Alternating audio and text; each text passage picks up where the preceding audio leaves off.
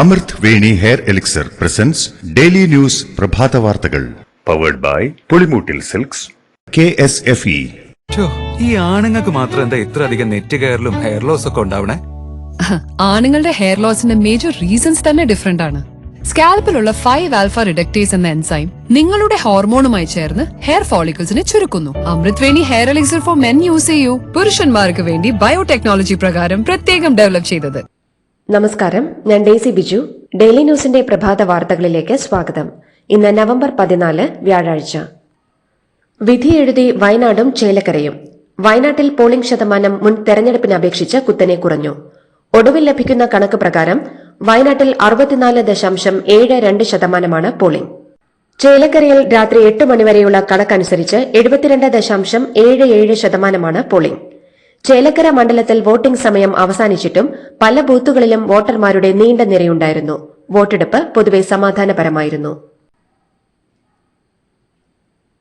ചേലക്കരയിലെ Paul ചെയ്ത വോട്ടുകളുടെ എണ്ണത്തിൽ റെക്കോർഡ് വർധനവ്. 2021 നിയമസഭാ തെരഞ്ഞെടുപ്പിൽ പോൾ ചെയ്യപ്പെട്ടത് 1,53,673 വോട്ടുകളാണ്.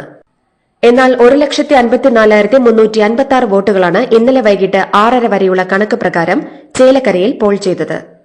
അതേസമയം വയനാട് ലോക്സഭാ മണ്ഡലത്തിലെ പോളിംഗ് ശതമാനം കുത്തനെ ഇടിയുകയാണ് ഉണ്ടായത്.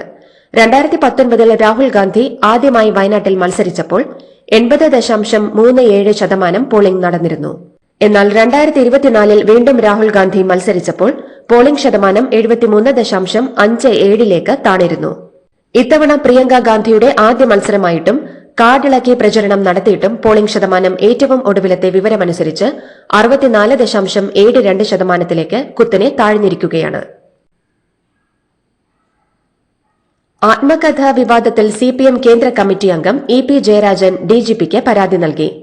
ആത്മകഥയുടെ മറവിൽ വ്യാജരേഖകൾ ഉണ്ടാക്കിയെന്നും തെറ്റായ പ്രചരണം നടത്തിയെന്നും ആത്മകഥ ഇതേവരെ എഴുതി കഴിയുകയോ പ്രസിദ്ധീകരിക്കാൻ ആരെയും ചുമതലപ്പെടുത്തുകയോ ചെയ്തിട്ടില്ലെന്നും EP നൽകിയ പരാതിയിൽ പറയുന്നു. തെരഞ്ഞെടുപ്പ് ദിവസം വ്യാജ വാർത്ത പ്രചരിപ്പിച്ചതിന് പിന്നിൽ ഗൂഢാലോചന നടന്നുവെന്നും പരാതിയിൽ പറയുന്നുണ്ട്. EP ജയരാജന്റെ ആത്മകഥാ വിവാദത്തിൽ DC ബുക്സിന് വക്കീൽ നോട്ടീസ്. DC ബുക്സ് പുറത്തുവിട്ട ആത്മകഥ പിൻവലിക്കണമെന്നും DC മാപ്പ് പറയണമെന്നും ആവശ്യപ്പെട്ടാണ് EP ജയരാജൻ വക്കീൽ നോട്ടീസ് അയച്ചിരിക്കുന്നത്. ആത്മകഥ പ്രസിദ്ധീകരിച്ച് തന്നെ തേജോവധം ചെയ്യാൻ വേണ്ടിയാണെന്നാണ് EP ആരോപിക്കുന്നത്. പുറത്തുവന്നത് താൻ എഴുതിയതല്ലെന്നും വക്കീൽ നോട്ടീസിൽ പറയുന്നു. EPയുടെ പുസ്തകം DC ബുക്സിനായി തയ്യാറാക്കിയത് ദേശാഭിമാനി ജീവനക്കാരനാണെന്ന് സൂചന. നേരത്തെ പൂർത്തിയായ പുസ്തകത്തിന്റെ ഉള്ളടക്കത്തിൽ സമകാലിക സംഭവങ്ങൾ കൂടി ചേർത്ത് പുതുക്കുകയായിരുന്നു. ഇതാണ് ഇപ്പോൾ വിവാദ വിഷയം ആയത്. പുസ്തക വിവാദത്തിൽ CPM അന്വേഷണം തുടങ്ങിയിട്ടുണ്ട്. EPയുടെ പേരിൽ പ്രചരിക്കുന്നത് ഷാഫിയുടെ തിരക്കഥയിൽ രാഹുൽ എഴുതിയ ആത്മകഥയാണെന്ന് പാലക്കാട്ടെ LDF സ്ഥാനാർത്ഥി doctor P. Sarin. EP എഴുതാത്ത പുസ്തകമാണെന്നും EP പുസ്തകത്തിന് കൊടുക്കാത്ത തലക്കെട്ടാണെന്നും സരിൻ ചൂണ്ടിക്കാട്ടുന്നു. EP ജയരാജൻ ഇടതുപക്ഷ സ്ഥാനാർത്ഥി P. സരിന് വേണ്ടിയുള്ള തെരഞ്ഞെടുപ്പ് പ്രചാരണത്തിനായി ഇന്ന് പാലക്കാടെത്തും. ആത്മകഥയിലെ സരിനെതിരായ പരാമർശത്തിന് പിന്നാലെയാണ് CPM നീക്കം. ഇന്ന് വൈകിട്ട് 5 മണിക്ക് മുനിസിപ്പൽ ബസ് സ്റ്റാൻഡിലെ പൊതുയോഗത്തിൽ EP സംസാരിക്കും. CPM നിർദ്ദേശപ്രകാരമാണ് EP എത്തുന്നതെന്നാണ് റിപ്പോർട്ടുകൾ. കേരള സർക്കാരിനെക്കുറിച്ച് CPM പ്രവർത്തകർക്ക് പറയാനുള്ളതാണ് EP ജയരാജന്റെ വാക്കിലൂടെ പുറത്തുവന്നതെന്ന് പ്രതിപക്ഷ നേതാവ് VD സതീശൻ. BJPയിലേക്ക് പോയ ഒരാളെ CPM സ്ഥാനാർത്ഥിയാക്കിയതിലുള്ള കലാപമാണ് പുറത്തായതെന്നും DC ബുക്സ് പോലുള്ള ഒരു പ്രസാധകർക്ക് ആകാശത്തുനിന്ന് ആത്മകഥ എഴുതാൻ പറ്റുമോയെന്നും സതീശൻ ചോദിച്ചു. EP കൊടുത്തതിനേക്കാൾ നല്ല സർട്ടിഫിക്കറ്റ് പാലക്കാട് ഇടത് സ്ഥാനാർത്ഥിക്ക് ഇനി നൽകാനില്ലെന്നും VD സതീശൻ പ്രതികരിച്ചു. ആത്മകഥാ വിവാദത്തിൽ EP ജയരാജനൊപ്പമാണെന്ന് PV Anwar MLA. Pinarayi വിജയനല്ല EP ജയരാജനെന്നും EP ഒരിക്കലും അങ്ങനെ പറയില്ലെന്നും ഇപ്പോൾ നടക്കുന്ന വിവാദം വ്യക്തമായ ഗൂഢാലോചനയാണെന്നും PV അൻവർ പറഞ്ഞു.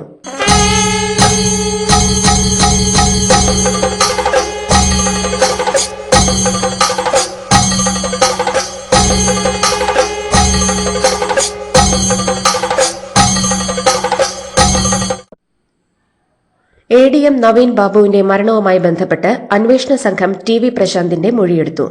നവീൻ ബാബുവിനെതിരെ മുഖ്യമന്ത്രിക്ക് കൊടുത്ത പരാതി തന്റേത് തന്നെയാണെന്നും പരാതിയിലൊപ്പം ലീസ് എഗ്രിമെന്റിലൊപ്പം തന്റേത് തന്നെയാണെന്നും തനിക്ക് 2 ഒപ്പുണ്ടെന്നും പ്രശാന്ത് പറഞ്ഞു. പ്രിയങ്ക ഗാന്ധി വയനാട്ടിൽ വൻ ഭൂരിപക്ഷത്തിൽ വിജയിക്കുമെന്നും വോട്ടിംഗ് ശതമാനത്തിലാണ് ആശങ്കയെന്നും P V Anvar MLA. Vote ചെയ്ത ശേഷം മാധ്യമങ്ങളോട് സംസാരിക്കുകയായിരുന്നു അദ്ദേഹം. ആളുകൾ വോട്ട് ചെയ്യാൻ വരാതിരിക്കാനുള്ള സാധ്യതയുണ്ടെന്ന് 3 ദിവസം മുൻപ് തന്നെ കെപിസിസി പ്രസിഡന്റിനെ അറിയിച്ചതാണെന്നും അദ്ദേഹം വ്യക്തമാക്കി. ഫീസ് നിരക്കുകൾ കുത്തനെ കൂട്ടിയ കേരള കാലിക്കറ്റ് സർവകലാശാലകളുടെ തീരുമാനത്തിൽ പ്രതിഷേധം ശക്തമാക്കി കെഎസ്യു. സമരപരിപാടികളുടെ ഭാഗമായി കേരള കാലിക്കറ്റ് സർവകലാശാലകളുടെ കീഴിലുള്ള കോളേജുകളിൽ ഇന്ന് പഠിപ്പ് മുടക്കൽ സമരം നടത്തുമെന്ന് സംസ്ഥാന പ്രസിഡന്റ് അലോഷ്യസ് സേവ്യർ പറഞ്ഞു. 4 വർഷ ബിരുദ കോഴ്സുകൾ നിലവിൽ വരുമ്പോൾ 3ഉം 4ഉം ഇരട്ടിയാണ് ഫീസ് വർധന ഉണ്ടായിരിക്കുന്നതെന്നും കെഎസ്യു സംസ്ഥാന പ്രസിഡന്റ് കുറ്റപ്പെടുത്തി. ഔദ്യോഗിക ഭരണരംഗത്ത് ടിയാൻ എന്ന പദത്തിന് സ്ത്രീലിംഗമായി ടിയാരി എന്ന് ഉപയോഗിക്കരുതെന്ന് നിയമവകുപ്പ് ഉത്തരവിറക്കി. ഭാഷാ മാർഗനിർദ്ദേശക വിദഗ്ധ സമിതിയുടെ യോഗ തീരുമാനമാണ് ഉത്തരവായി ഇറങ്ങിയിരിക്കുന്നത്. മേൽപ്പടിയാൻ അല്ലെങ്കിൽ പ്രസ്തുത ആൾ എന്ന അർത്ഥത്തിൽ ഉപയോഗിക്കുന്ന ടിയാൻ എന്നതിന്റെ സ്ത്രീലിംഗമായി ടിയാൾ എന്നതിന് പകരം ടിയാരി എന്ന് ഉപയോഗിക്കുന്നത് അനുചിതമാണെന്നാണ് ഉത്തരവിൽ വ്യക്തമാക്കുന്നത്. മറ്റു സംസ്ഥാനങ്ങളിൽ നിന്ന് കേരളത്തിലേക്ക് അനുമതിയില്ലാതെ ആനകളെ കൊണ്ടുവരാനാകില്ലെന്ന് ഹൈക്കോടതി. ആനകളുടെ ദുരിതവുമായി ബന്ധപ്പെട്ട ഹർജികൾ പരിഗണിച്ചുകൊണ്ടാണ് ഹൈക്കോടതിയുടെ നിരീക്ഷണം. ആനകളെ എഴുന്നള്ളിക്കുന്നത് സംബന്ധിച്ച മാർഗരേഖ പുറത്തിറക്കുമെന്നും സുപ്രീം കോടതി ഉത്തരവ് പ്രകാരമായിരിക്കും മാർഗരേഖ ഇറക്കുന്നതെന്നും ഹൈക്കോടതി വ്യക്തമാക്കി. ഹൈക്കോടതിയിലെ സിറ്റിംഗ് ജഡ്ജിമാരും ജുഡീഷ്യൽ ഓഫീസർമാരും ഉൾപ്പെട്ട വാട്സാപ്പ് ഗ്രൂപ്പിനെതിരെ കേരള ഹൈക്കോടതി അഭിഭാഷക അസോസിയേഷൻ രംഗത്ത്. ലോയേഴ്സ് ന്യൂസ് നെറ്റ്വർക്ക് എന്ന വാട്സാപ്പ് ഗ്രൂപ്പിനെതിരെയാണ് ചീഫ് ജസ്റ്റിസിന് അഭിഭാഷക അസോസിയേഷൻ പരാതി നൽകിയത്.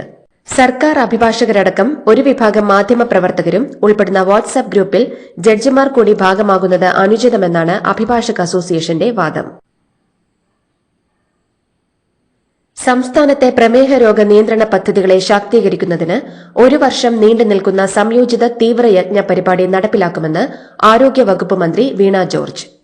ലോക പ്രമേഹ ദിനമായ ഇന്ന് തുടങ്ങി അടുത്ത വർഷത്തെ പ്രമേഹ ദിനം വരെ നീളുന്നതാണ് പദ്ധതി. ചികിത്സിക്കുന്നതിന് ആവശ്യമായ പരിശീലനവും സാങ്കേതിക സഹായവുമാണ് നൽകുവാൻ ഉദ്ദേശിക്കുന്നതെന്നും മന്ത്രി വ്യക്തമാക്കി. കൊടകര കള്ളപ്പണ കേസ് 8-അംഗ സംഘം അന്വേഷിക്കുമെന്ന് ഡിജിപി ഉത്തരവിറക്കി. കൊടകര ദേശീയപാതയിൽ വെച്ച് കാറിൽ കൊണ്ടുപോകുകയായിരുന്ന 3.5 കോടി രൂപ ക്രിമിനൽ സംഘം തട്ടിയെടുത്തതായി ബന്ധപ്പെട്ടതാണ് കേസ്. ഇത് ബിജെപി തെരഞ്ഞെടുപ്പ് ഫണ്ടാണെന്നായിരുന്നു ഉയർന്ന ആരോപണം. അടിക്കടിയുള്ള 108 ആംബുലൻസ് ജീവനക്കാരുടെ സമരവുമായി ബന്ധപ്പെട്ട വിഷയം സർക്കാർ ഇടപെട്ട് ഉടൻ പരിഹരിക്കണമെന്ന് ഹൈക്കോടതി ഡിവിഷൻ ബെഞ്ചിന്റെ ഇടക്കാല ഉത്തരവ്. കരാർ നൽകിയിരിക്കുന്ന സ്ഥാപനവും കരാർ എടുത്തിരിക്കുന്ന ഏജൻസിയും തൊഴിലാളികളും തമ്മിലുള്ള ഒരു തർക്കവുമായി മാത്രം ഈ വിഷയത്തെ വിടാൻ കഴിയില്ലെന്ന് കോടതി നിരീക്ഷിച്ചു. ഈ വിഷയം അടിയന്തര ആംബുലൻസ് സേവനങ്ങളെയും പൊതുജനങ്ങളെയും ബാധിക്കുന്നതാണെന്ന് കോടതി വിലയിരുത്തി. ഫോർട്ട് കൊച്ചിയിൽ വിദേശ സഞ്ചാരി കാനയിൽ വീണ സംഭവം കേരളത്തിന് നാണക്കേടെന്ന് ഹൈക്കോടതി. പുറം ലോകം കേരള ടൂറിസത്തെക്കുറിച്ചും കൊച്ചിയെയും പറ്റിയും എന്ത് കരുതുമെന്ന ചോദ്യമുയർത്തിയ കോടതി സംഭവത്തിൽ ജില്ലാ കളക്ടറോട് റിപ്പോർട്ട് ആവശ്യപ്പെട്ടു.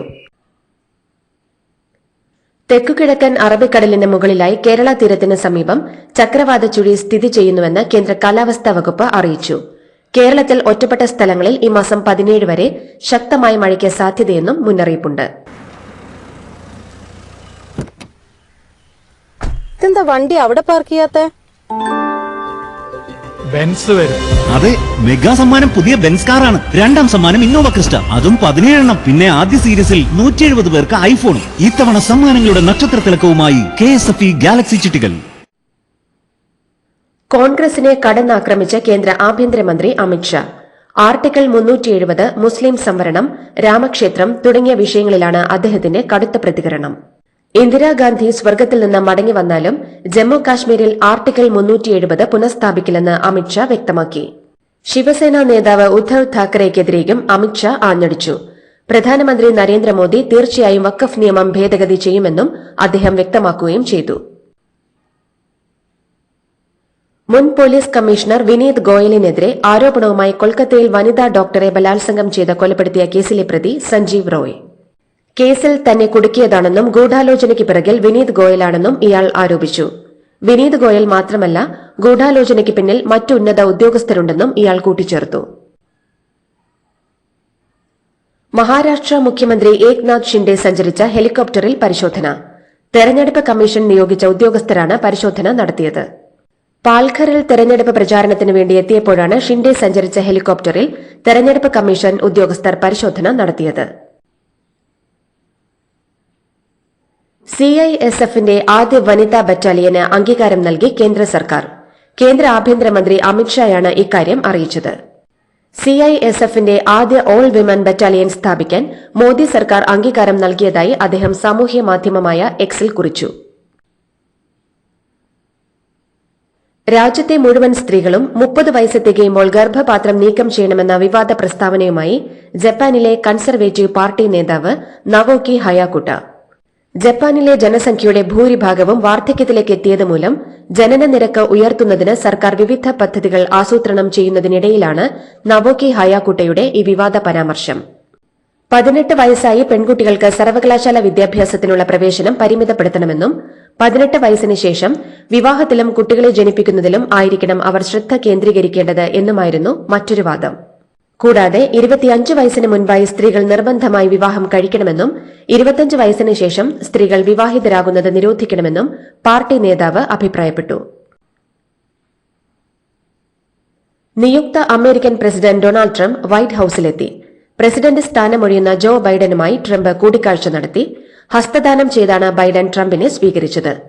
അടുത്ത വർഷം ജനുവരി 20-ന് സമാധാനപരമായ അധികാര കൈമാറ്റം ഇരു നേതാക്കളും രാജ്യത്തിന് ഉറപ്പു നൽകിയതായി അന്തർദേശീയ മാധ്യമങ്ങൾ റിപ്പോർട്ട് ചെയ്തു. 2020-ൽ നടന്ന അമേരിക്കൻ പ്രസിഡന്റ് തെരഞ്ഞെടുപ്പിന് ശേഷം ട്രംപും ബൈഡനും ഇതാദ്യമായാണ് കൂടിക്കാഴ്ച നടത്തുന്നത്. ഇറാൻ പരമോന്നത നേതാവ് ആയത്തുള്ള അലി ഖമേനിയും സർക്കാരും ഇസ്രായേലിനേക്കാൾ ഭയപ്പെടുന്നത് സ്വന്തം ജനതയെയാണെന്ന് ഇസ്രായേൽ പ്രധാനമന്ത്രി ബെഞ്ചമിൻ നെതന്യാഹു. ഇറാനിലെ ഭരണകൂട ഭീകരതയിൽ ജനങ്ങൾ അസ്വസ്ഥരാണെന്നും അവരുടെ പ്രതിഷേധങ്ങളിൽ സർക്കാർ പേടിച്ചിരിക്കുകയാണെന്നും നെതന്യാഹു അഭിപ്രായപ്പെട്ടു.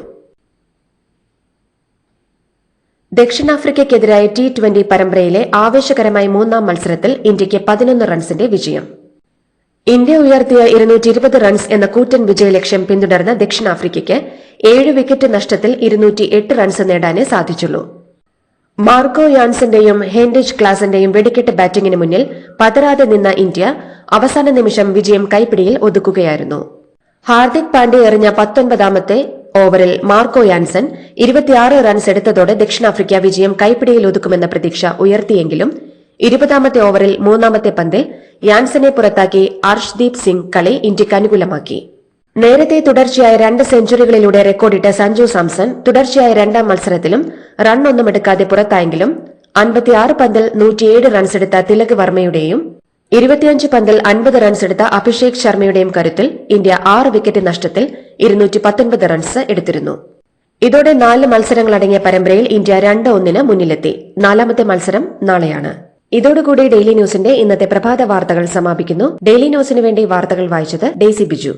ഡെയിലി ന്യൂസ് ലൈവ്.in വാർത്തകൾ വിരൽ തുമ്പിൽ.